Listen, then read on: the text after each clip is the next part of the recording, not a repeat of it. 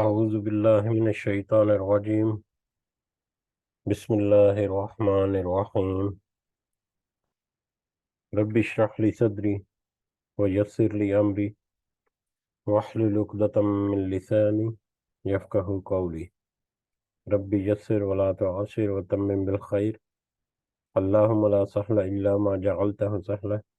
وأنت تجعل الحزن إذا شئت سهلا. اللهم انفعنا بما علمتنا وعلمنا ما ينفعنا وزدنا علما. آمين يا رب العالمين. آج ہم انشاءاللہ اللہ کے خاص فضل و کرم سے، اس کی خاص رحمت اور توفیق سے ہم سورۃ سبا کی آیت نمبر 37 سے آنورڈ اپنا سبق دیکھیں گے اور کچھ آیات کو سمجھنے کی کوشش کریں گے۔ سب سے پہلے ہم اسی کی حمد اور اسی کا شکر اور اسی کی تعریف کرتے ہیں جس نے ہمیں یہ وقت اور یہ مہلت عطا فرمائی، جس نے ہمیں یہ رزق، یہ بے شمار نعمتیں، یہ اپنا فضل و کرم اور یہ وسائل اور یہ سہولیات ہمیں مہیا کیں، اور خاص کر جس نے ہمارے دلوں میں یہ ڈالا کہ ہم اس بابرکت کلام کو سمجھنے کی کوشش کریں۔ اللہ تعالیٰ سے دعا ہے کہ اس کوشش میں ہمیں استقامت نصیب فرمائے، اس کی صحیح سمجھ ہمیں عطا فرمائے، اس کے ذریعے سے اللہ تعالیٰ ہمیں صحیح رستے پر چلتے رہنے کی توفیق عطا فرمائے، اور دنیا کے ساتھ ساتھ اللہ تعالیٰ خاص کر آخرت کی کامیابی اور آخرت کی بھلائی اور فلاح ہمارے شامل حال کرے۔ آمین یا رب العالمین۔ آج کا سبق دیکھنے سے پہلے پچھلی آیات جو کہ آیت نمبر 31 سے لے کر 36 تک ہیں، ان کا ترجمہ ایک دفعہ دہراتے ہیں، جس میں اللہ تعالیٰ نے فرمایا آیت نمبر 31 سے آنورڈ، اور کافروں نے کہا کہ ہم ہرگز نہ تو اس قرآن کو مانیں گے اور نہ اس سے پہلے کی کتابوں کو۔ اے دیکھنے والے، کاش کہ تو ان ظالموں کو اس وقت دیکھتا جب کہ یہ اپنے رب کے سامنے کھڑے ہوئے ایک دوسرے کو الزام دے رہے ہیں۔ کمزور لوگ بڑے لوگوں سے کہیں گے کہ اگر تم نہ ہوتے تو ہم مومن ہوتے، اور یہ بڑے لوگ ان کمزور لوگوں کو جواب دیں گے کہ کیا تمہارے پاس ہدایت آ چکنے کے بعد ہم نے تمہیں اس سے روکا تھا؟ نہیں، بلکہ تم خود ہی مجرم تھے۔ اس کے جواب میں یہ کمزور لوگ ان متکبروں سے کہیں گے کہ نہیں نہیں، بلکہ دن رات مکر و فریب سے ہمیں اللہ کے ساتھ کفر کرنے اور اس کے شریک مقرر کرنے کا تمہارا حکم دینا ہماری بے ایمانی کا باعث ہوا، اور عذاب کو دیکھتے ہی سب کے دل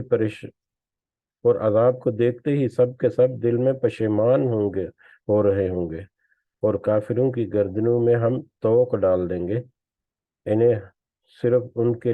کے کیے کرائے اعمال کا بدلہ دیا جائے گا۔ اور ہم نے تو جس بستی میں جو بھی آگاہ کرنے والا بھیجا، وہاں کے خوشحال لوگوں نے یہی کہا کہ جس چیز کے ساتھ تم بھیجے گئے ہو ہم اس کے ساتھ کفر کرنے والے ہیں، اور کہا ہم مال اور اولاد میں بہت بڑے ہوئے ہیں، یہ نہیں ہو سکتا کہ ہم عذاب دیے جائیں۔ کل کی آیات تھی جس میں کافروں نے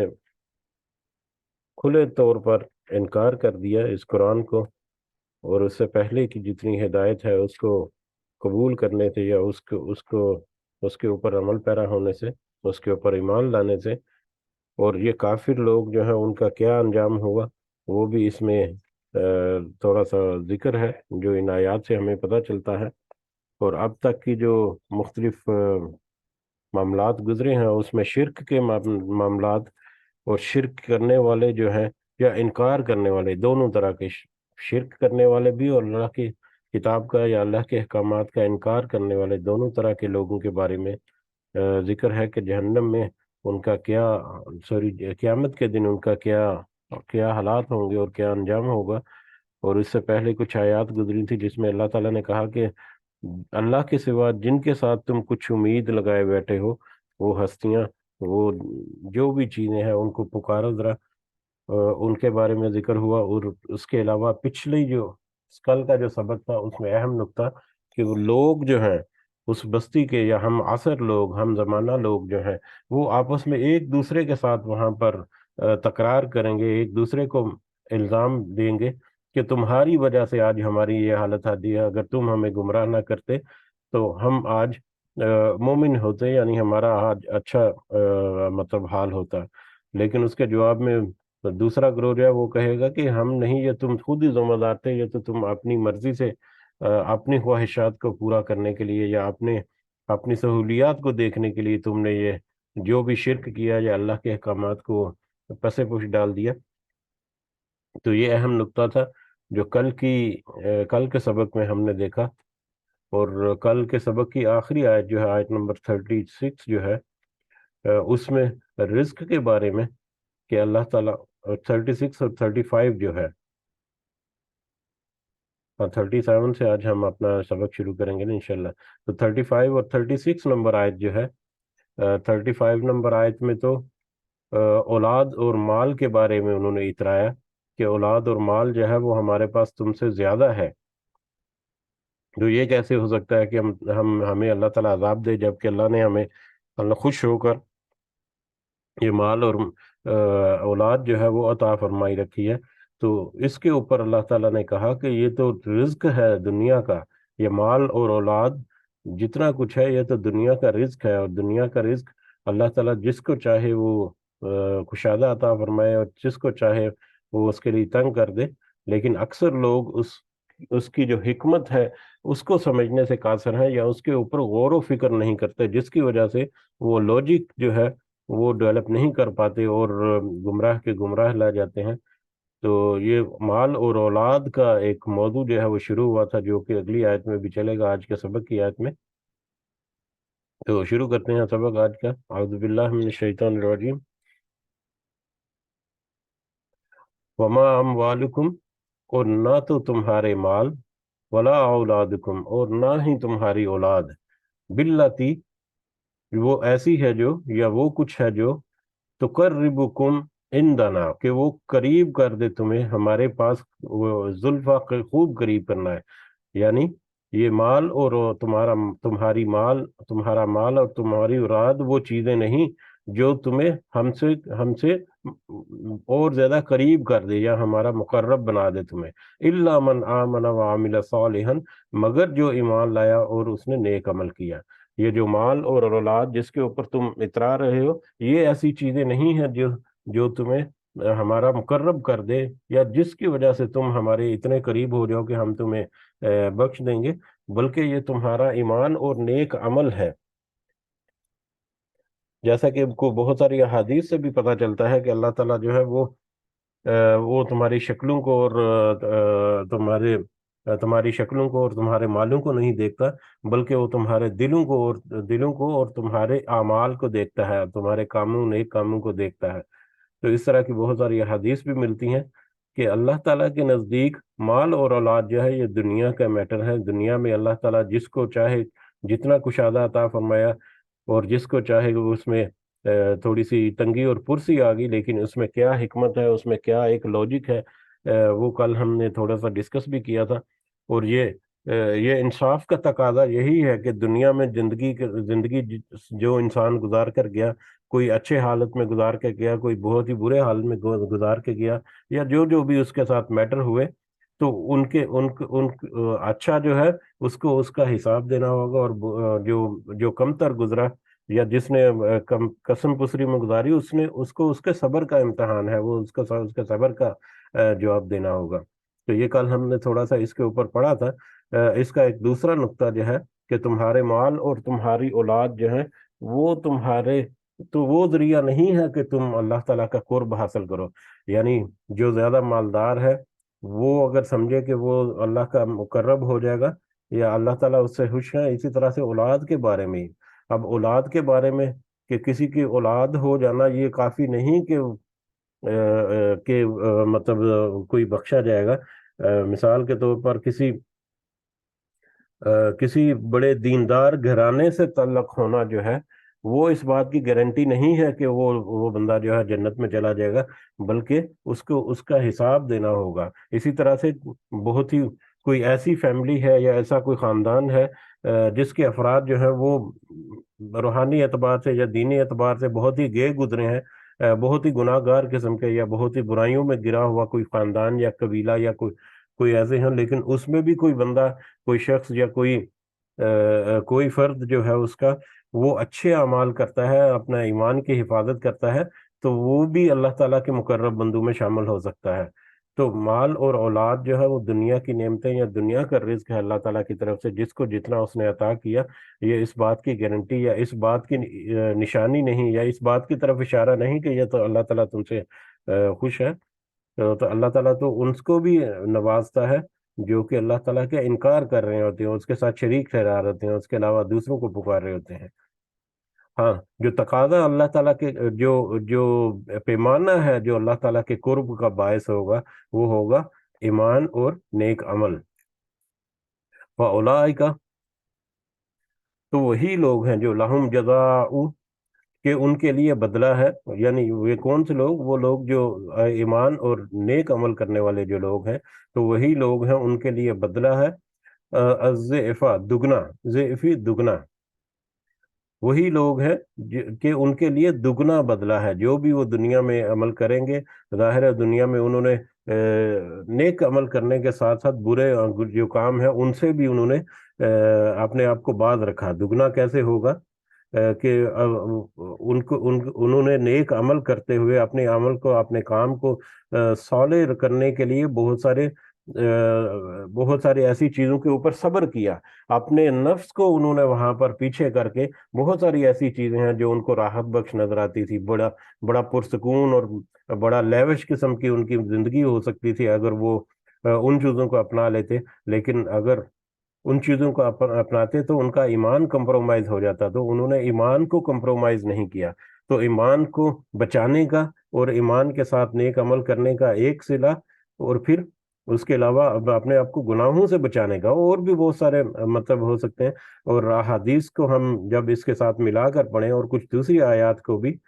تو ہمیں پتہ چلتا ہے کہ کم از کم اللہ تعالیٰ جو ہے وہ نیک کاموں کا بدلہ جو ہے وہ 10 گنا تک دے گا، اور 10 گنا سے لے کے 700 گنا تک۔ یہ تو 2 گنا جو ہے، یہ تو یہاں پر ایک بات کی طرف اشارہ یا اس کی طرف ترغیب دلانے کے لیے، ادروائز 10 گنا سے لے کے 700 گنا یا 700 گنا سے بھی زیادہ، جتنا اللہ تعالیٰ چاہے وہ اس کے ثواب جو ہے یا اس کی نیکیاں جو ہے وہ بڑھا کر اللہ تعالیٰ اس کا اجر دے گا۔ تو لیکن شرط یہ ہے کہ یہ وہ لوگ ہوں گے جنہوں نے ایمان کے ساتھ نیک عمل بھی کیے ہوں گے۔ فَأُولَٰئِکَ لَهُمْ جَزَاءُ الضِّعْفِ،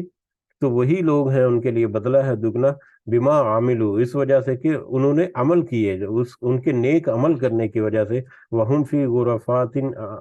آمنون، وَهُمْ فِي غُرَفَاتِ آمنون، اور وہ بالا خانوں میں امن سے رہنے والے ہوں گے۔ وہ بالا خانوں میں یعنی جنت کے بلند و بالا محلات جو ہیں، عالی شان محلات جو ہیں جنت کے، اس میں وہ بڑے امن کے ساتھ پرسکون انداز میں اور بڑے راحت کے ساتھ اس میں وہ رہیں گے، ہمیشہ ہمیشہ کے لیے وہ رہیں گے۔ والذین یسعون فی آیاتنا، اور وہ لوگ جو کوشش کرتے ہیں، سعی کرتے ہیں ہماری آیات کے بارے میں یا ہماری آیات کے لیے، معاجزین، عاجز کرنے والے، وہ لوگ جو ہماری آیات کو عاجز کرنے کی کوشش کرتے ہیں، یعنی ہماری آیات کو پس پش ڈال دیتے ہیں، ان کے اوپر غور و فکر نہیں کرتے، ان سے منہ پھیر لیتے ہیں، ان کا انکار کر دیتے ہیں یا ان کی طرف مانتے نہیں، ان کو ماننے سے انکار کر دیتے ہیں۔ یہ ساری چیزیں جو عاجز کرنے والے ہیں ہماری آیات کو، یعنی ہماری آیات یا ہمارے احکامات جو ہیں ان کو چھوڑ کر وہ اپنی منمانی کرنے والے ہیں، جو ان کے اوپر عاجز ہونا چاہتے ہیں۔ اولئک فی عذاب محضرون، تو وہی لوگ ہیں جو عذاب میں حاضر کیے جانے والے ہیں۔ ایسے لوگ جو ہیں وہ جہنم میں جھونک دیے جائیں گے، حاضر کر دیے جائیں گے یا پیش کر دیے جائیں گے جہنم کے عذاب میں۔ تو اللہ کے احکامات کو پس پش ڈال کر اپنی منمانی کرنا، یہ اس کا انجام جو ہے وہ ہمیں اس آیت سے پتہ چلتا ہے، اور اس میں سب طرح کے معاملات آ جاتے ہیں۔ جو معاملات جو ہیں انسان دنیا میں کوئی بھی عمل انسان کا جو کہ خدا نخواستہ اسے جہنم کی طرف لے کر جاتا ہے، تو اس کا اس کی وجہ یہی ہے کہ وہ اللہ کے احکامات کو، اس کی آیات کو پس پش ڈالنے کی وجہ سے ہو سکتا ہے، ان سب کو عاجز کرنے والے۔ کل ان ربی یبسط الرزق، آپ ان سے کہہ دیجئے کہ بے شک میرا رب وہ کشادہ کرتا ہے رزق کو، لمن یشاء، جس کے لیے وہ چاہتا ہے، وہ من عبادہ، اپنے بندوں میں سے۔ میرا رب یا اللہ تعالیٰ جو ہے، آپ ان سے، نبی کریم صلی اللہ علیہ وسلم سے کہا جائے کہ ان سے کہہ دیجئے، ان سب سارے لوگوں سے، کہ میرا رب جو ہے وہ تو اپنے بندوں کے لیے جس کے لیے چاہتا ہے وہ رزق کشادہ کرتا ہے، وَيَقْدِرُ مَا اللَّهُ، اور وہ تنگ کرتا ہے اس کے لیے جس کے لیے وہ چاہتا ہے۔ جس کے لیے وہ رزق کشادہ کرتا ہے، جس کے لیے وہ تنگ کرتا ہے، یہ اللہ تعالیٰ کی مشیت ہے، اور اللہ تعالیٰ کی طرف سے ایک آزمائش ہے، اس کی کیا لاجک ہے وہ ہم نے پہلے دیکھی۔ وَمَا أَنفَقْتُم مِّن شَيْءٍ، اور جو تم، ہاں اب جو رزق اللہ تعالیٰ تمہیں عطا کرتا ہے، جو بھی ہے، کم بھی ہے یا زیادہ بھی ہے، رزق کا یہاں پر ہم دوبارہ سے اشارہ کرتے چلیں، جیسا کہ کل بھی تھوڑا سا ہلکا سا اشارہ کیا تھا، اس سے پہلے تفصیل سے ذکر کیا تھا کہ دنیا میں ہر طرح کی نعمت جو ایک انسان کے پاس ہے، وہ اس کے پاس اللہ تعالیٰ کی طرف سے رزق ہی ہے۔ عام طور پر ہم اس کو مال و دولت سے مطلب ترجمہ کرتے ہیں، یا مال و دولت جو ہے اس کا معنی مفہوم لیا جاتا ہے، لیکن اس کے علاوہ ایک انسان کے پاس جو علم ہے وہ بھی اللہ تعالیٰ کی طرف سے رزق ہے جو اس کو عطا کیا جاتا ہے۔ اس کی صحت جو ہے وہ اللہ تعالیٰ کی طرف سے رزق ہے۔ اس کا باروب شخصیت، اس کی اپنی پرسنالٹی، اس کے اپنے فیچر جو ہیں، اس کی شخصیت کے جو ہیں، وہ بھی اللہ تعالیٰ کی طرف سے رزق ہیں۔ کہ کچھ لوگ ایسے ہوتے ہیں کہ ان کی آواز میں روب اتنا ہوتا ہے، یا ان کی شخصیت میں اس قدر روب ہوتا ہے کہ اس سے ملنے والا جو ہے وہ اس کے سحر میں گرفتار ہو جاتا ہے، یا اس سے وہ مطلب متاثر ہو جاتا ہے۔ تو یہ بھی اللہ تعالیٰ کی طرف سے رزق ہے، اور بھی بے شمار طرح کی چیزیں جو ہیں جو اللہ تعالیٰ کی طرف سے رزق عطا ہوتی ہیں۔ اب یہ رزق جو ہے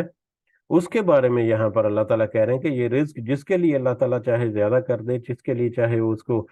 تھوڑا سا تنگ کر دے، آزمائش کے لیے اور صبر دیکھنے کے لیے۔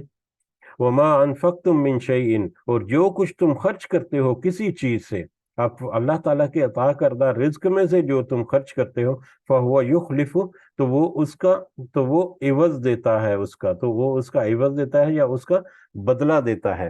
اب تم اللہ کے دیے ہوئے رزق میں سے کسی بھی چیز کا کچھ خرچ کرتے ہو، اب وہی بات کہ مال و دولت اللہ تعالیٰ نے اگر دیا ہے تو اس مال و دولت کو خرچ کرتے ہو، کیسے خرچ کرتے ہو، کن لوگوں کے اوپر خرچ کرتے ہو، کس کی بھلائی کے لیے خرچ کرتے ہو، کیسے کیسے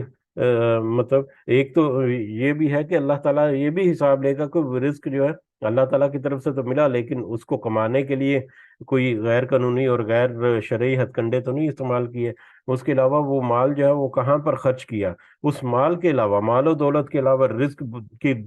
دوسری قسم کی جو مطلب دوسری قسمیں جو ہے، جیسا کہ اگر کسی کے پاس علم ہے، کوئی پڑھا لکھا ہے لیکن اس کے پاس زیادہ وسائل نہیں، تو کسی دوسرے ان پڑھ کو یا کسی بچے کو وہ تعلیم دے دے، تو یہ اس کی طرف سے اللہ کے دیے ہوئے رزق میں سے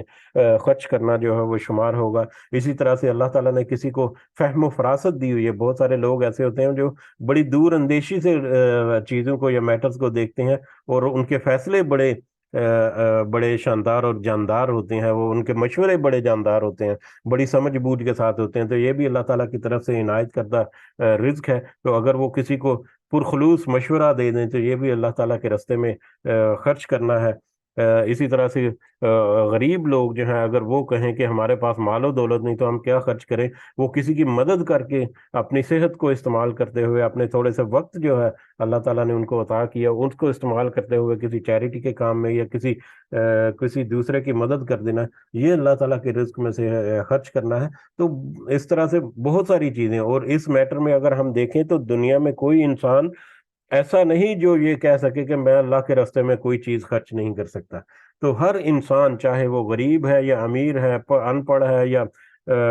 مطلب بڑا ہی عالم و فاضل ہے، یا جو بھی اس کی کنڈیشن ہے، اس کے پاس اللہ تعالیٰ کی طرف سے کچھ نہ کچھ رزق ایسے ضرور ہے جن کو وہ اللہ کے راستے میں خرچ کر کے کس چیز کا حقدار ہو جاتا ہے، وہ یخلفہ، کہ وہ اس کا عوض دیتا ہے، اس کا بدلہ دیتا ہے۔ وہ اس بات کے حقدار ہو جاتے ہیں کہ وہ اس کا بدلہ جو ہے وہ اللہ تعالیٰ سے ان کو عطا فرمائے۔ اور دوسرے نمبر پہ ہم یہ دیکھتے ہیں کہ اس کی مزید لاجک جو اس میں دیکھیں تو اللہ تعالیٰ جو ہے رزق کو ملٹیپلائی کرتا ہے، سوری اجر جو ہے اس کو ملٹیپلائی کرتا ہے۔ ایک اللہ تعالیٰ نے رزق دیا ایک بندے کو، اس نے کوشش کر کے محنت کر کے حلال کمائی سے حلال ذرائع سے وہ رزق جو ہے وہ لیا یا اس کے اوپر کاربند رکھا، پھر اس نے اس کو اچھے جگہوں پر خرچ کیا، تو اچھی جگہوں پر خرچ کرنا جو ہے وہ اللہ تعالیٰ اس کے اجر جو ہے اس میں اضافہ کر دیتا ہے۔ پھر وہ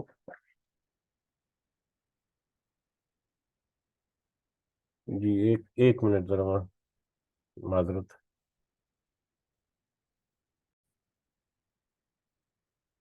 جی تو رزق کے خرچ کرنے کے بارے میں بات ہو رہی تھی کہ ہر انسان جو ہے اس دنیا میں اس کے پاس اللہ تعالیٰ نے کچھ نہ کچھ نعمتیں ایسی ضرور دے رکھی ہیں جن کو وہ خرچ کر کے اپنے اعمال کو بڑھا سکتا ہے، اپنے صدقات کو بڑھا سکتا ہے اپنے اللہ تعالیٰ کی طرف سے، اور اس کی بہت ساری بے شمار مثالیں دی جا سکتی ہیں۔ ایک ہلکی پھلکی سی مثال جو ہے وہ یہ ہے کہ یہ فار ایگزامپل یہ بک جس کو ہم کھول کر یہاں پر پڑھ رہے ہیں یہ پی ڈی ایف فارم میں، اب یہ پی ڈی ایف فارم میں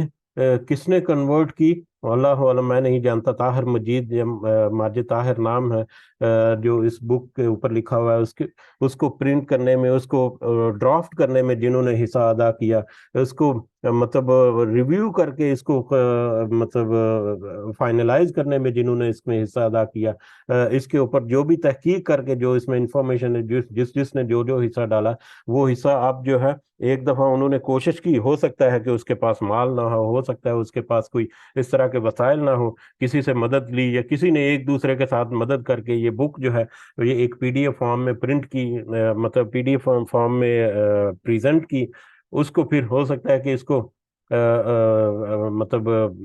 بازار میں بھی یہ اویلیبل ہو، لیکن فری فارم میں یہ ہمارے پاس انٹرنیٹ کے اوپر اویلیبل ہے، جس کو ڈاؤن لوڈ کر کے بے شمار لوگ جو ہیں وہ اس کو اور ایسی بہت ساری جو کتابیں ہیں قرآن و حدیث کی اور بے شمار ایسے معاملات ہیں جو استعمال کرتے ہیں، جس سے وہ فائدہ حاصل کرتے ہیں، تو جو اس سے فائدہ حاصل کرتا ہے اس کا فائدہ جو ہے اس کے فائدہ حاصل کرنے کا جو اجر ہے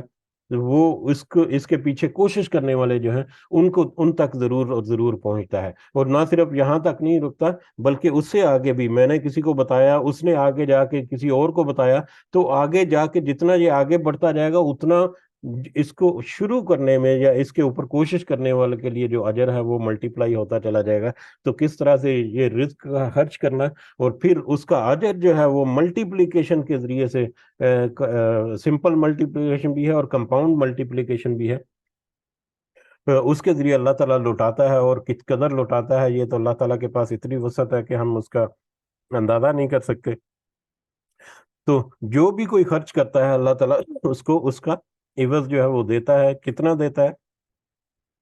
کم از کم 10 گنا سے لے کے 700 گنا یا 700 گنا سے بھی اور زیادہ، جتنا بھی وہ اس کا وہ چاہے، وہ ہوا خیر الرازقین، اور وہ بہترین رزق دینے والوں میں سے، اور وہ بہترین، اور وہی ہے جو بہترین رزق عطا کرتا ہے۔ اب وہ رزق دینے والوں میں سے بہترین یہاں پر ترجمہ کیا گیا ہے، لیکن بہترین رزق عطا کرنے والا وہی ہے، یا صرف وہی ہے جو رزق عطا کرتا ہے۔ اب یہ رزق کو دوسروں کے راستے میں خرچ کرنا جو ہے وہ بھی، اس میں بھی ایک جو علماء کی رائے جو مفسرین نے لکھی ہے وہ یہ ہے کہ اگر کوئی فیکٹری اونر جو ہے وہ اپنے امپلائیز کو سیلری وغیرہ دیتا ہے تو ظاہری طور پر تو نظر آتا ہے کہ وہ فیکٹری اونر جو ہے وہ اس کو سیلری وغیرہ دے رہا ہے، لیکن وہ فیکٹری اونر کے پاس بھی اللہ تعالیٰ کی طرف سے وہ پروفٹ یا جو بھی اس کے پاس انکم وغیرہ ہے جس میں سے وہ خرچ کر کے اپنے امپلائی کو دیتا ہے، تو الٹیمیٹ جو رزق عطا کرنے والا ہے وہ اللہ تعالیٰ ہی ہے۔ اس کو پھر دنیا میں ڈسٹریبیوٹ کرنے کے لیے، دنیا میں اس رزق کی تقسیم کے لیے پھر مختلف ذرائع ہیں جو آپس میں ایک دوسرے کے ساتھ شیئر کرتے ہیں اس رزق کو۔ تو در حقیقت جو کمتر لوگ ہیں یا جو مستحق لوگ ہیں رزق حاصل کرنے کے لیے، مستحق لوگ اس میں غریب بھی آ جاتے ہیں کہ جن کی مالی مدد کی جا سکتی ہے، اس میں کچھ کم پڑھے لکھے یا ان پڑھ لوگ بھی آ جاتی ہیں جن کی مدد جو ہے ان کے اوپر ان کو علم دے کر، ان کو تعلیم دے کر ہو سکتی ہے۔ تو اس طرح سے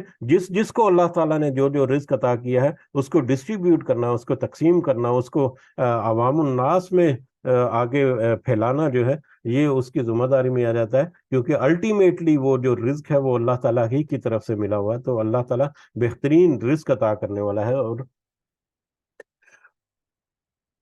وَيَوْمَ يَحْشُرُهُمْ جَمِيعًا، اور جس دن وہ اکٹھا کرے گا ان سب کو، اور جس دن وہ اکٹھا کرے گا انہیں سب کے سب کو، ثم یقول جس دن وہ انہیں سب کو اکٹھا کرے گا۔ اب یہاں پر آگے بڑھنے سے پہلے کن کو اکٹھا کرے گا؟ ایک تو یہ تو پتہ چل گیا قیامت کے دن، لیکن وہاں پر ہر طرح کے لوگوں کو اور گروہوں کو وہاں پر اکٹھا کرے گا، خاص کر اس میں وہ لوگ ہیں جو شرک کرنے والے ہیں۔ شرک کرنے والوں میں سے بھی کون سے لوگ ہوں گے؟ ثم یقول للملائکۃ، اس کا ہمیں اندازہ ہو جائے گا اس آیت کو جب ہم دیکھتے ہیں۔ ثم یقول للملائکۃ، پھر وہ یعنی اللہ کہے گا فرشتوں سے، اہؤلاء، کیا یہی لوگ ہیں، ایاکم کانوا یعبدون، جو صرف تمہاری عبادت کرتے تھے، وہ صرف تمہاری عبادت کرتے تھے۔ اور جس دن وہ اکٹھا کرے گا، یعنی اللہ تعالیٰ اکٹھا کرے گا ان سب لوگوں کو، اور پھر وہ فرشتوں سے کہے گا یا فرشتوں سے پوچھے گا کہ کیا یہی وہ لوگ ہیں جو تمہاری عبادت کرتے تھے، یا ان سے یہ سوال کرے گا کہ کیا یہ ان لوگوں کو ان لوگوں کو تم نے کہا تھا کہ تم ان کی عبادت کرو۔ یہاں پر ڈائریکٹ انڈائریکٹلی ہے، ڈائریکٹلی یہی لکھا ہوا کہ اللہ تعالیٰ فرشتوں سے پوچھے گا کہ کیا یہ لوگ ہیں جو تمہاری عبادت کرتے ہیں۔ اب مشرک جو ہیں، شرک کرنے والے جو ہیں، ان کے بارے میں پہلے تذکرہ ہو چکا کہ مختلف طرح کے جو ان کا عقائد تھے، ان میں سے ایک عقیدہ یا ایک ان کا ماننا یہ بھی تھا کہ یہ فرشتے جو ہیں وہ اللہ کی بیٹیاں ہیں، لہذا وہ اللہ کی بڑے مقرب ہیں، اور ان سے دعائیں اور حاجات کرنا جو ہے وہ اللہ تعالیٰ کی سے قبولیت کا مطلب باعث بنتے ہیں۔ تو لہذا ان فرشتوں کو بھی مختلف انداز سے وہ پکارتے تھے، نہ صرف پکارتے تھے بلکہ ان کے بت وغیرہ یا ان کے مطلب شبیہیں وغیرہ بنا کر ان کی پوجا پاٹ جو کی جاتی تھی، یہ دیوی اور دیوتائیں وغیرہ جو ہیں ہندوازم میں، یہ ساری جو ہیں وہ اس طرح کے چیزیں یا اس طرح کے جو عقائد ہیں ان کے، جو کہ فرشتوں سے ڈائریکٹلی وہ منسوب کرتے ہیں۔ تو فرشتوں کے لیے بھی ان کا ایک ایسا عقیدہ تھا جس کے بارے میں یہاں پر اب فرشتوں کے لیے پہلے آ گیا کہ اللہ کے علاوہ دوسروں کو پکارنے والا، دوسروں کو مدد کرنے والا، دوسروں کی پوجا کرنے والے، اور پھر لوگوں کا آپس میں بھی معاملہ آ گیا کہ لوگ ایک دوسرے کے ساتھ کیسے جھگڑیں گے کہ تمہاری وجہ سے میں اب جہنم کی طرف جا رہا ہوں، اور پھر مال خرچ کرنے کے بارے میں بھی آ گیا۔ اب ان کے ایک اور عقیدہ جس کو یہاں پر اللہ تعالیٰ نے کلیریفائی کر دیا یا واضح کر دیا کہ یہ جو مشرک لوگ ہیں ان کا عقیدہ یہ بھی ہے کہ فرشتے جو ہیں وہ اللہ کی بیٹیاں ہیں، اور وہ ان کی پوجا پاٹ مختلف انداز سے کرنا۔ تو اس کو بھی یہاں پر ہمیں رد مل گیا کہ اس انداز میں کہ جیسے دوسرے انبیاء کے ساتھ بھی ہوا، جیسا کہ حضرت عیسیٰ علیہ السلام کے بارے میں ہے کہ ان سے اللہ تعالیٰ قیامت کے دن پوچھے گا کہ کیا تو نے کہا تھا اپنی امت سے کہ میری اور میری ماں کی یعنی حضرت مریم علیہ السلام کی عبادت کرو؟ تو حضرت عیسیٰ جواب دیں گے کہ میرے لیے یہ کیسے ممکن تھا، تو ہی الہ ہے، میرے لیے کیسے ممکن تھا کہ میں ایسی بات کروں یا ایسا کوئی جواب دوں یا ایسی کوئی تبلیغ کروں جو کہ مطلب مناسب نہیں ہے تیرے شان۔ اس طرح کا جواب تھا، یعنی حضرت عیسیٰ علیہ السلام سے بھی پوچھا جائے گا، اس کے علاوہ باقی انبیاء سے بھی۔ تو اسی طرح سے فرشتوں سے بھی اللہ تعالیٰ پوچھے گا کہ کیا تم نے ان سے کہا تھا کہ تم میری عبادت کرو؟ تو یہ اس کی طرف اشارہ ہے قیامت کے اس احوال کا کہ فرشتوں سے جب اللہ تعالیٰ کہے گا ان سب کو اکٹھا کر کے، یعنی وہ جتنے لوگ ہیں ان کو جو ان فرشتوں کی پوجا پاٹ کرتے ہیں کسی بھی طریقے سے، تو ان کے سامنے پھر فرشتوں سے اللہ تعالیٰ پوچھیں گے کہ کیا یہ وہ لوگ ہیں جو تمہاری عبادت کرتے تھے، یا کیا تم نے ان سے کہا تھا کہ تم میری عبادت کرو؟ قالوا، تو وہ سب فرشتے کہیں گے سبحانک، تو پاک ہے، سبحانک انت ولینا، تو ہمارا دوست ہے، تو ہی ہمارا کارساز ہے یا ولی ہے، من دونہم، ان کے سوا، یعنی یہ تو نہیں مگر تو ہمارا دوست ہے اور تو ہمارا ولی ہے، تو سب سے پاک ہے۔ بل کانوا یعبدون الجن، بلکہ وہ سب تو عبادت کرتے تھے جنوں کی، بلکہ یہ سب تو جنوں کی عبادت کرتے ہیں۔ اب جنوں میں بھی اب شیاطین جن جو ہیں، شیطان جن جو ہیں، ان کی طرف یہ اشارہ ہے کہ ہم تو ہمارے لیے تو ولی ہے، نہ کہ یہ، ہاں بلکہ حقیقت تو یہ ہے کہ یہ تو جنوں کے پیچھے، شیطان جن جو ہے ان کے پیچھے لگ کر انہوں نے اس طرح کے من گھڑت قسم کے عقائد جو وہ گھڑ لیے اور انہوں نے اس طرح سے معاملات کیے۔ تو حقیقت یہ ہے کہ انہوں نے جنوں کی عبادت کی، یا جنوں کے کہنے کے اوپر، شیطانوں کے کہنے کے اوپر یہ سارے معاملات کیے۔ اکثرہم بہم مؤمنین، اکثر انہی پر سب ایمان رکھنے والے تھے، یعنی ان کے اکثر جو ہے، یا ان کے زیادہ تر لوگ جو ہیں ان جنوں کے اوپر یا شیطانوں کے اوپر ہی ایمان رکھتے تھے، یا شیطانوں کی ہی باتیں مانتے تھے، یا انہی کے پیچھے پڑتے تھے، یا انہی کے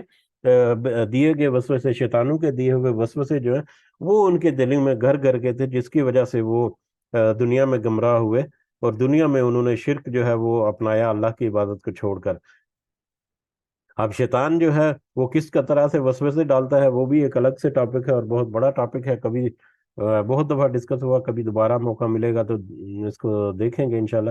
فَالْيَوْمَ لَا يَمْلِكُ بَعْضُكُمْ، سو آج نہیں وہ اختیار رکھتا تمہارا بعض لبعضٍ، بعض کے لیے، نفعاً کسی بھی نفع کا، تمہارا بعض کے لیے کوئی نفع کا اختیار نہیں رکھتا، یعنی تم ایک دوسرے کے دن، قیامت کے دن کا تذکرہ ہو رہا ہے کہ قیامت اب وہ دن ہے آج کہ جس میں تم ایک دوسرے کے لیے کوئی نفع جو ہے وہ نہیں اختیار رکھتے، کسی کے لیے کوئی مدد کے تمہارے پاس کوئی اختیار نہیں ہے، ولا ضررًا، اور نہ ہی کسی کا نقصان پہنچانے کا، تمہارے پاس آج کوئی اختیار ایسا نہیں کہ تم کسی کو نفع پہنچا سکو یا کسی کو نقصان پہنچا سکو۔ یہ وہی بات جس کا پہلے بھی تذکرہ ہوا کہ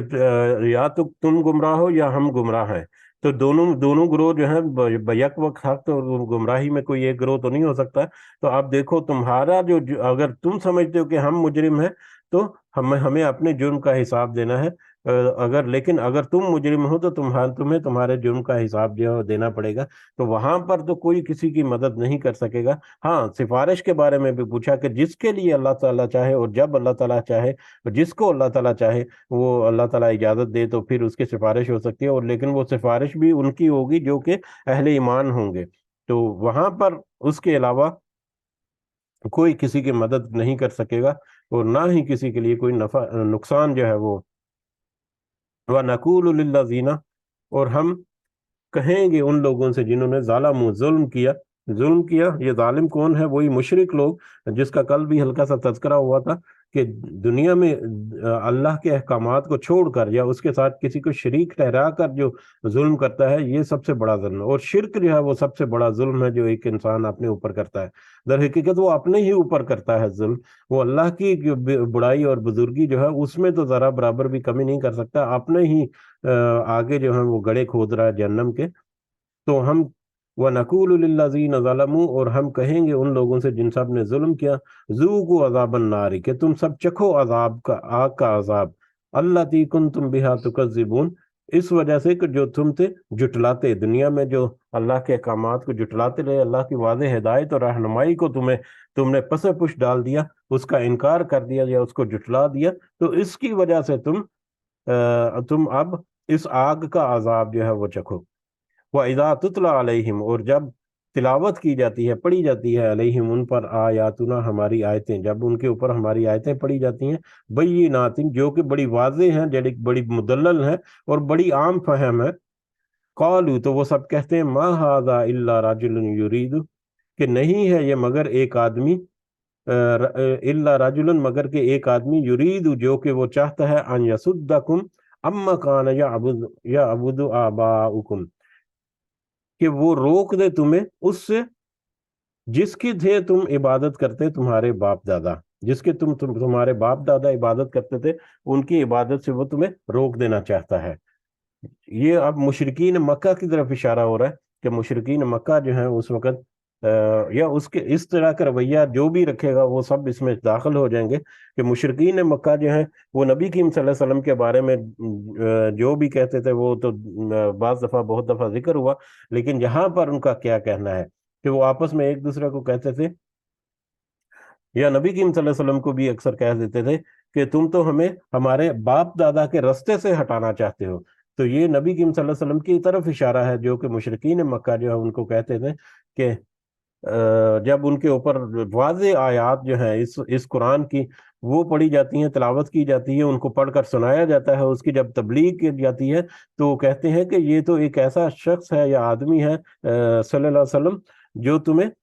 جو یہ چاہتا ہے کہ تم اپنے باپ دادا کے رستے سے یا باپ دادا کے دین سے یا باپ دادا کی بنائے ہوئے رسم و رواج اور عبادات کے طریقے جو ہیں اور ان کے جو عقائد ہیں ان کو چھوڑ دو۔ تو یہ نبی کریم صلی اللہ علیہ وسلم کی طرف اشارہ ہے، جو کہ مشرکین جو کہتے تھے اور کہ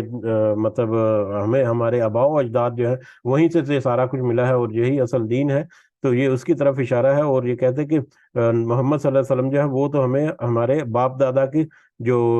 دین ہے اس سے ہٹانا چاہتے ہیں۔ وقالوا ما ھذا، اور ان سب نے کہا نہیں ہے یہ الا افک مفترن، ایک جھوٹ گڑا ہوا، مگر کہ ایک جھوٹ گڑا ہوا۔ اور یہ بھی کہتے تھے مشرکین مکہ جو ہے وہ اس قرآن کے بارے میں یہ بھی کہتے تھے، نبی کریم صلی اللہ علیہ وسلم کے بارے میں انہوں نے کہا کہ وہ آباء و اجداد کے رستے سے ہٹانا چاہتا ہے، اور قرآن کے بارے میں انہوں نے کہا کہ یہ تو ایک نعوذ باللہ جھوٹا ہوا اور من گڑت قصے کہانیاں ہیں یا جھوٹی گڑی ہوئی باتیں ہیں جو یہ محمد صلی اللہ علیہ وسلم جو ہے وہ پیش کرتے ہیں، نعوذ باللہ۔ تو یہ مشرکین کا ایک کہنا تھا، وہ غور و فکر نہیں کرتے۔ اب بات وہی ہے کہ جب سارے دلائل ان کے پاس آ گئے، ساری طرح کی ان کے ساتھ باتیں ہوگی، ذرا لوجیکل انڈرسٹینڈنگ جو ہے وہ انہوں نے ڈیولپ نہیں کی، الٹا تردید برا تردید، انکار برا انکار کر رہے ہیں، اور مختلف طرح کے ہینے بہانے۔ اب قرآن جو ہے جس کے بارے میں مطلب ہے کہ اس میں کوئی بات جو ایسی نہیں جو کہ جھوٹ پہ مبنی ہو، اللہ تعالیٰ نے جو بھی اس میں کہا وہ حق ہے، وہ سچ ہے، لیکن وہ اس کو جھوٹ گڑا ہوا کہتے ہیں۔ بہت ساری اس کے بارے میں بھی روایات ہیں، کچھ کہتے تھے کہ کوئی یہودی یا عجمی غلام ہے ان کے پاس جو کہ پڑھا لکھا ہے، اور وہ بڑا مطلب تورات کا یا مطلب انجیل وغیرہ کا، بائبل وغیرہ کا عالم ہے، تو وہ ان کا غلام ہے جس سے یہ علم حاصل کرتے ہیں، یا جس سے یہ پوچھتے ہیں پرانے واقعات اور پھر لوگوں کو سنا دیتے ہیں یا اسے لکھوا کر، اس طرح کے من گڑت طرح کی باتیں جو ہیں وہ کرتے تھے۔ تو اس طرح سے وہ قرآن کے بارے میں کہتے تھے کہ یہ ایک جھوٹ گڑا ہوا ہے، نعوذ باللہ۔ وقال الذین کفروا للحق، اب یہ دیکھیں یہ ان کے دل کی باتیں یا ان کی جو باتیں جو وہ کرتے تھے وہ قرآن میں بھی واضح کر کے دیں گے کہ یہ سب تمہاری من گڑت باتیں ہیں جو تم نے منسوب کر رکھی ہیں نبی کریم صلی اللہ علیہ وسلم کے بارے میں یا قرآن کے بارے میں۔ وقال الذین کفروا، اور وہ کہا جنہوں نے کفر کیا، ان مشرک یا کافروں نے، انکار کرنے والوں نے یہ بھی کہا، کافروں کس بات کا حق کیا؟ للحق کی حق کا، یعنی اور جنہوں نے حق کا انکار کیا ان سب نے کہا لما جاءہم، جبکہ وہ آیا ان کے پاس، جبکہ حق ان کے پاس آ گیا تھا، یعنی حق ان کے پاس جب آ کر واضح ہو گیا۔ اب ایسا نہیں کہ اس بات سننے سے پہلے ہی انہوں نے کہہ دیا، نہیں، بات پیش کی گئی، بات ان کے پاس واضح ہو گئی، ان کے دل میں کہیں نہ کہیں کھٹک ضرور پیدا ہوئی کہ ہاں یہ بات تو ٹھیک لگ رہی ہے۔ یعنی حق ان کے پاس جب آیا کا مطلب یہ ہے کہ حق نے اپنا جو کام ہے یا اپنی جو وضاحت جو ہے اللہ تعالیٰ کی طرف سے وہ ہو گئی کہ حق یہی ہے، لیکن اس کے باوجود انہوں نے اس کا انکار کر دیا۔ وہ لوگ جو ایسے کافر لوگ جو ہیں جن کے سامنے ہماری طرح بھی بہت ساری مثالیں ہیں دنیا کے رسم و رواج کے معاملے میں، جب شادی بیاہ کے معاملات میں مطلب 99.9% جو ہے وہ غیر شرعی اور غیر اسلامی قسم کی رسومات کی جاتی ہیں، تو جو پلاننگ سٹیج میں اب جب اگر کوئی اہل علم جو ہے وہ جا کر سمجھائے کہ دیکھو یار یہ غیر شرعی معاملہ ہے، اللہ تعالیٰ کی ناراضگی کا باعث ہو سکتا ہے، ایسے مت کرو، ایسے مت کرو، سارا کچھ سمجھے گا، سننے والا سارا کچھ سمجھے گا، مطلب قرض لے کر وہ کرے گا لیکن ان کو چھوڑے گا نہیں۔ سمجھنے میں سب کچھ سمجھ ہے، لیکن کیا کریں، دنیا میں بھی رکھ رکھاؤ رکھنا ہے، اپنی ناک بھی اونچی رکھنی ہے، لوگ کیا کہیں گے، فلانے نے اس طرح کیا تھا، فلانے نے اس طرح کیا تھا، میں نے اپنی بیٹی کا شادی کرنی ہے تو لوگ کہیں گے کہ ایسے ہی چیتنوں میں اس کو آگے چپکا دیا کسی کو، تو اس طرح کی باتیں۔ تو ساری سمجھ بوجھ ہونے کے باوجود ان کا انکار کرنا، ہم اگر تھوڑا سا غور و فکر کریں تو بہت سارے نقطے ہمیں ہماری اپنی رویوں میں بھی اس میں ملیں گے۔ تو حق جب آ گیا، حق جب واضح ہو گیا، اس کے باوجود اس کا انکار کرنے والے جو لوگ ہیں ان سب وہ لوگ کہتے ہیں، کیا کہتے ہیں؟ ان ھذا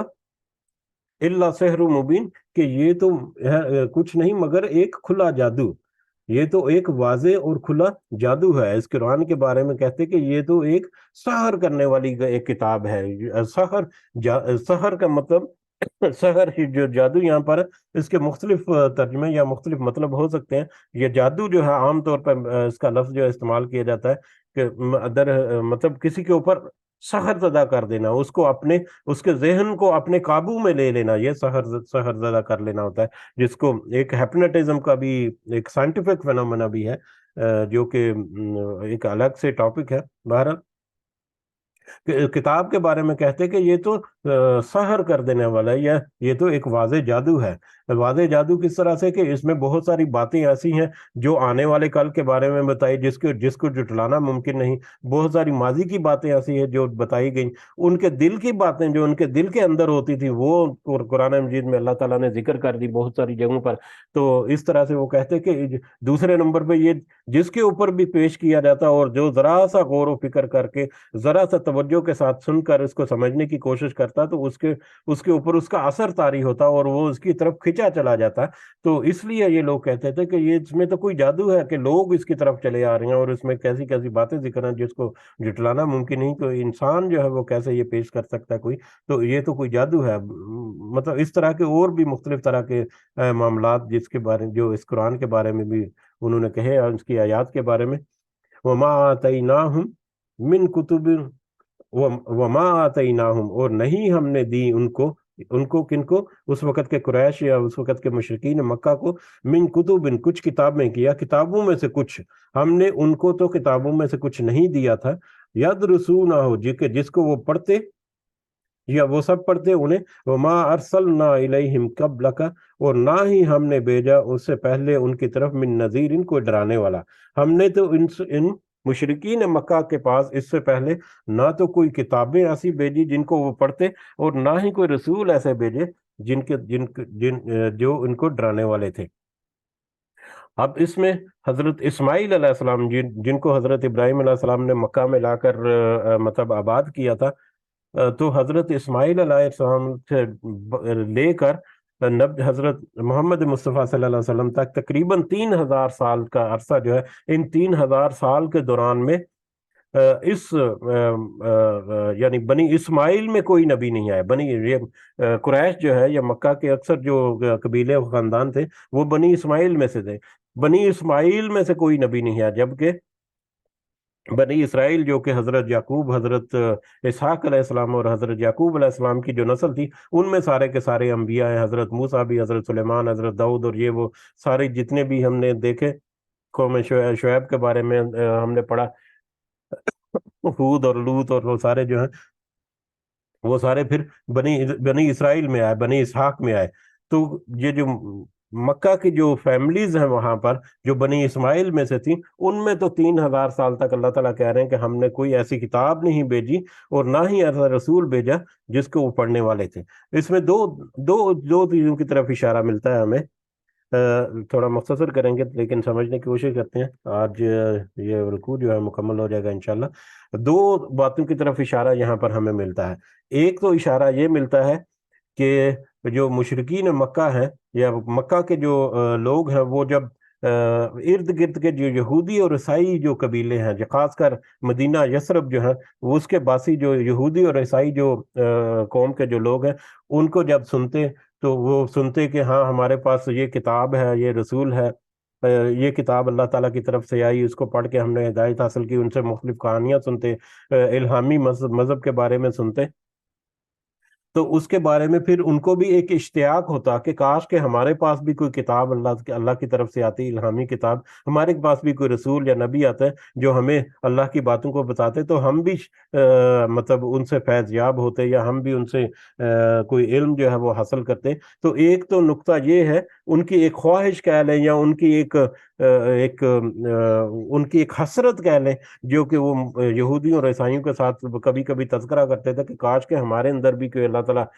کوئی رسول اور کتاب بھیجتے جو ہماری رہنمائی کرتی۔ تو ایک تو یہ حسرت کی طرف یہ اشارہ کیا کہ پہلے تو 3000 سال سے ہم نے کوئی کتاب نہیں بھیجی یا کوئی رسول نہیں بھیجا، آج جب ان کی حسرت ہے اور ان کی خواہش بھی ہے، تو آج جب ہم یہ کتاب اور یہ رسول صلی اللہ علیہ وسلم جو ہے وہ بھیج رہے ہیں تو اس کا تم انکار کیے جا رہے ہو۔ پہلے تو تم حسرت کرتے تھے، اب تم انکار کرتے جا رہے ہو۔ اور اس آیت کا ایک دوسرا اشارہ یہ بھی ملتا ہے کہ یہ جو انہوں نے من گھڑت قسم کے جو عقائد جو گھڑے ہوئے ہیں، اپنی بت پرستی کے ریلیٹڈ ہیں، دوسروں کو پکارنے کے ریلیٹڈ ہیں، یا رسم و رواج کے متعلقہ مختلف طرح کے جو عقائد گھڑے ہوئے ہیں، تو اس سے پہلے تو ان کے پاس کوئی ایسی کتاب نہیں جس کو وہ ریفرنس کے طور پر استعمال کر سکیں ایز اے پروف کہ ہاں یہ دیکھیں یہ کتاب میں اللہ نے یہ حکم دیا، یا ان کے پاس کوئی ایسا رسول پہلے نہیں گزرا جس کے بارے میں وہ کہیں کہ فلاں اللہ تعالیٰ کی طرف سے نبی یا رسول آیا تھا جس نے ہمیں یہ تعلیم دی، جس کو لے کر آج ہم چل رہے ہیں۔ تو ان کے پاس ان کے جو گھسے پٹے اور جو عقائد جو ان کے ہیں، ان کے بارے میں بھی کہ تمہارے جو عقائد ہیں ان کے پروف کے لیے بھی تمہارے پاس کچھ نہیں ہے، تو نہ تمہارے پاس اللہ تعالیٰ نے پچھلے 3000 سال میں کوئی کتابیں ایسی بھیجی، نہ ہی تمہارے پاس رسول ایسے بھیجے تو کہ تمہیں ڈرانے والا تھا۔ یہ دونوں اس میں سے مفہوم جو ہے وہ ملتے ہیں۔ اللہ عالم بالصواب کہ اللہ تعالیٰ کہہ رہے ہیں کہ تمہارے اوپر تو ہم نے کچھ کتابیں اور ڈرانے والا رسول نہیں بھیجا، تو پھر اب جب بھیج دیا، اب جب تمہیں اللہ تعالیٰ نے تمہاری اس خواہش کو پورا کر دیا، یا تمہارے جو گھسے پٹے اور تمہارے جو باطل عقائد ہیں ان میں سے کیا کمزوریاں ہیں یا کیا خرابیاں ہیں، سارا کچھ چھانٹ کر ان کو الگ کر کے تمہارے اوپر حق واضح کر دیا، تو اب بھی تم اس کا انکار کر کے بلکہ اس کی مخالفت کرتے ہو۔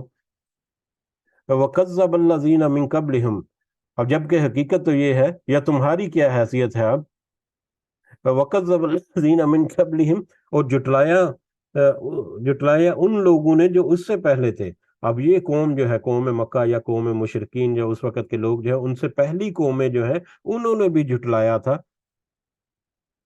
کس کو جھٹلایا تھا؟ انہوں نے بھی اسی طرح سے نبیوں کو اور رسولوں کو اور کتابوں کو جھٹلا دیا تھا۔ بہت سارے واقعات ہم نے پڑھے۔ وما بالغوا معشارہ، اور نہیں یہ پہنچے اس کے 10ویں حصے کو بھی، جبکہ حقیقت یہ ہے کہ یہ تو ان کے 10ویں حصے تو کو بھی نہیں پہنچے۔ یہ لوگ کون؟ مشرکین مکہ جو ہے، یا قریش کے جو لوگ ہیں، مکہ کے جو لوگ ہیں، وہ تو ان کے یعنی پچھلی قوموں کے 10ویں حصے تک بھی نہیں پہنچے۔ پچھلی قوموں کے اوپر ایک تو انعام جس کا تذکرہ اوپر کیا کہ کتاب اور رسول دیے، اور اس کے علاوہ ان کو بڑی بڑی وسعت عطا کی، مال و دولت میں بھی، ان کی حکومتوں اور سلطنتوں میں بھی، ان کی طاقت میں بھی، ان کے جو ذرائع ہیں ان میں بھی، ان کے مال و دولت میں بھی، ان کے وسائل میں بھی بہت بڑی بڑی وسعت دی ان کو۔ اس قدر بڑی وسعت ان کو ملی کہ یہ قوم مکہ جو ہے یا مشرکین مکہ جو ہے، یہ تو ان کے 10ویں حصے کو بھی نہیں پہنچے۔ اگر ہم پچھلی قوموں کی طرف اشارتاً بات کریں تو ایک فرعون کی قوم گزری تھی، اور محلات، فرعون کے محلات جو ہے وہ آج بھی الیگزینڈرا میں، یا کون سا علاقہ ہے، اہرام مصر جس کو کہتے ہیں، کہ اس قدر عالی شان اور شاندار محلات ہیں کہ کوئی اب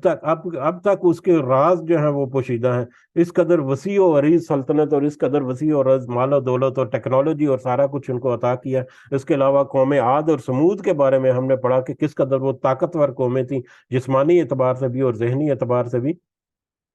اور اس کے علاوہ اور بھی بہت ساری قومیں، حضرت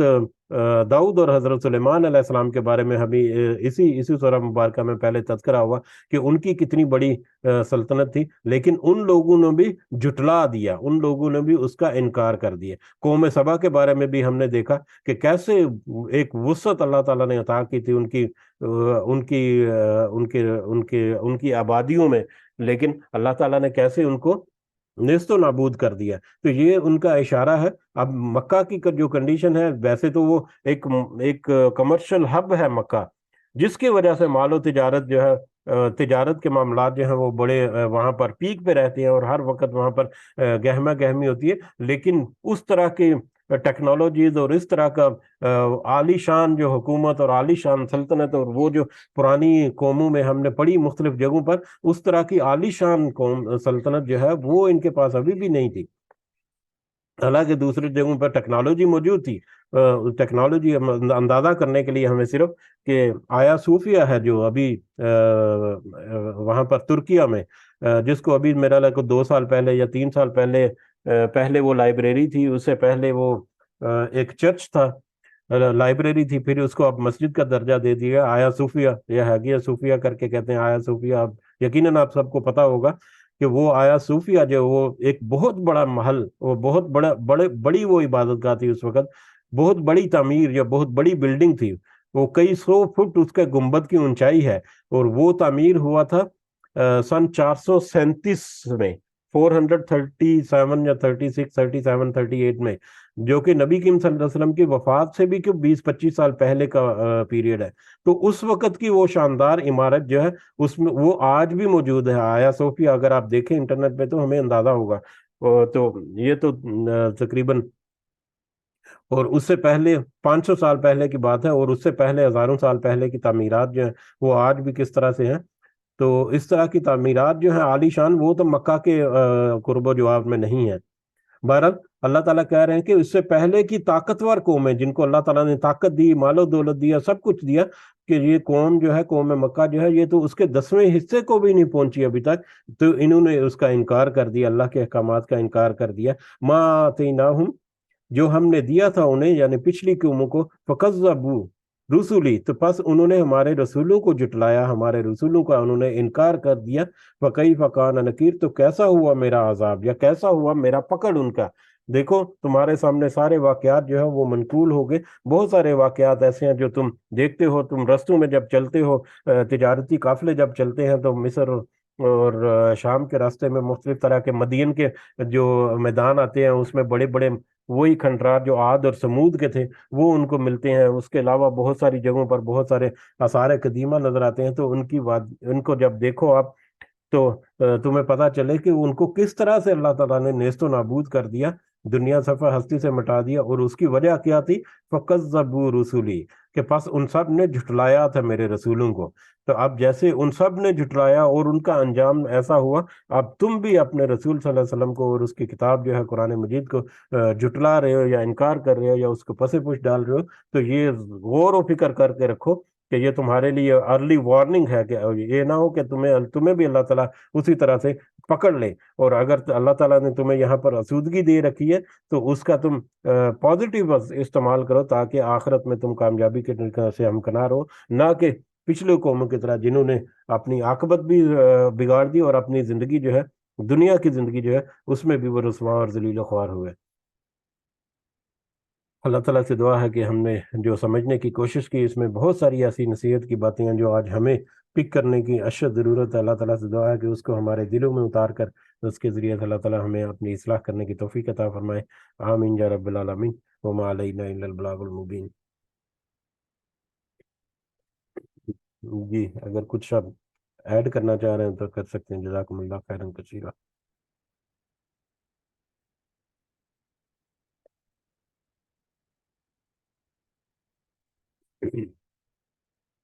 जी, बढ़ते हैं मजलिस के अख्ताम की तरफ। सबका दुआ में ज़रूर याद रखें। अल्लाह ताला हम सब का हामी और नासर हो। अल्लाह ताला हमारी ये कोशिश और हमारा ये हल्की फुल्की दी जो एक सही है, अल्लाह ताला उसको कबूल और मंजूर फरमाए। हम अल्लाह ताला हमें इस्तकामत नसीब फरमाए। इसका फ़ायदा हमें दुनिया के साथ साथ अल्लाह ताला आखिरत में भी अता फरमाए। आमीन या रब्बल आलमीन। रब्बिरहमहुमा कमा रब्बायानी सगीरा, रब्बिरहमहुमा कमा रब्बायानी सगीरा, रब्बिरहमहुमा कमा रब्बायानी सगीरा। अपने वालिदैन को और बुजुर्गों को ज़रूर दुआओं में याद रखा करें जो हयात हैं। ये रब्बिरहमहुमा कमा रब्बायानी सगीरा, ये एक बहुत खूबसूरत दुआ है वालिदैन के हक़ में। चाहे वो हयात है, अल्लाह ताला उनको सेहत और से भरपूर ज़िंदगी अता फरमाए। चाहे इस दुनिया से गुजर गए, अल्लाह ताला उन सबको भी जन्नतुल फिरदौस में आला मुकाम अता फरमाए। हर हाल में हम अपने वालिदैन के लिए दुआ ज़रूर किया करें। अल्लाह ताला हमारे वालिदैन को और हमारे जितने दीगर कारोबार हैं जो इस दुनिया में परेशानियों में मुब्तला है, अल्लाह ताला उनके लिए आसानी करे। और जो इस दुनिया से रुखसत हो गए, अगले सफ़र पर बरज़ख में है, अब अल्लाह ताला उनके लिए भी जन्नतुल फिरदौस के दरवाजे जो है वो उनके लिए खोल कर रखे। आमीन। रब्बना आतिना फिद दुनिया हसना व फिल आखिरति हसना व किना अज़ाबन्नार। रब्बना ज़लमना अनफुसना व इन लम तगफिर लना व तरहमना लनकुनन्ना मिनल खासिरीन। रब्बना तक़ब्बल मिन्ना इन्नका अंतस समीउल अलीम व तुब अलैना इन्नका अंतत तव्वाबुर रहीम। सुब्हान रब्बिका रब्बिल इज़्ज़ति अम्मा यसिफून व सलामुन अलल मुरसलीन वल्हम्दुलिल्लाहि रब्बिल आलमीन। सुब्हानक अल्लाहुम्मा व बिहम्दिका अशहदु अन ला इलाहा इल्ला अंता अस्तगफिरुका व अतूबु इलैक। जज़ाकुमुल्लाहु खैरन कसीरा। अस्सलामु अलैकुम व रहमतुल्लाहि व बरकातुहू।